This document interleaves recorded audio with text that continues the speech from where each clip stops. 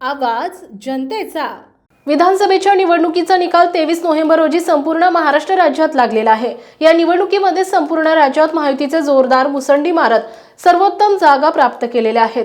वाशिम मंगळुरपीर विधानसभा मतदारसंघामध्ये महायुतीचे उमेदवार श्याम खोडे यांना 1,22,914 मते मिळाली आहेत, तर महाविकास आघाडीचे उमेदवार डॉक्टर सिद्धार्थ देवळे यांना 1,03,040 मते मिळाली आहेत। याच मतदारसंघामध्ये वंचित बहुजन आघाडीच्या मेघा डोंगरे यांना 9,264 मते मिळाली आहेत।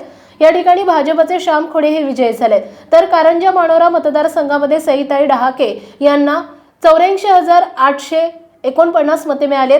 नायक पाटणी यांना 50,631 मते मिळाले, तर युसुफ पुंजाणे यांना 31,017 मते मिळाले। सुनील धाबेकर यांना 23,359 मते मिळाले। कारंजा मानोरा मतदारसंघामध्ये सईताई डहाके यांचा विजय झालाय। रिसोड मालेगाव मतदारसंघामध्ये विद्यमान आमदार अमित झणक यांना 76,809 मते मिळाले। विधान परिषद आमदार भावनाताई गवळी यांना 60,693 मते मिळालेत। या ठिकाणी अमित सुभाषराव झणक पाटील हे विजयी झालेत। या विधानसभेच्या निवडणुकीमध्ये महाविकास आघाडीला मोठा धक्का बसल्याचं चित्र बघावयास मिळालं। यावेळी भाजपचे श्याम खोडे हे विजयी झाल्याबद्दल त्यांचे वाशिम शहरातून मोठ्या दिमाखात रॅली काढण्यात आली।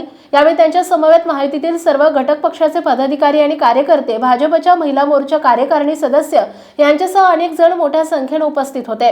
तसेच रिसोड मालेगाव विधानसभेचा काँग्रेसचा गड कायम राखणारे आमदार अमित झणक पाटील यांची सुद्धा मोठ्या थाटात वाजत गाजत आणि ढोल ताशाच्या गजरात मिरवणूक काढण्यात आली। वाशिम मंगरुळपीर येथे श्याम खोडे विजय, कारंजा मानोरा सईताई डहाके पाटील विजय, रिसोड मालेगाव मध्ये अमित झणक विजय। राज्यामध्ये भारतीय जनता पार्टी हा सर्वात मोठा पक्ष ठरलाय। एबीके न्यूज वाशिम विशेष प्रतिनिधी गणेश पाटील लहाणे। आपल्या परिसरातील बातम्या आणि ताज्या घडामोडी पाहण्यासाठी आजच आमच्या एबीके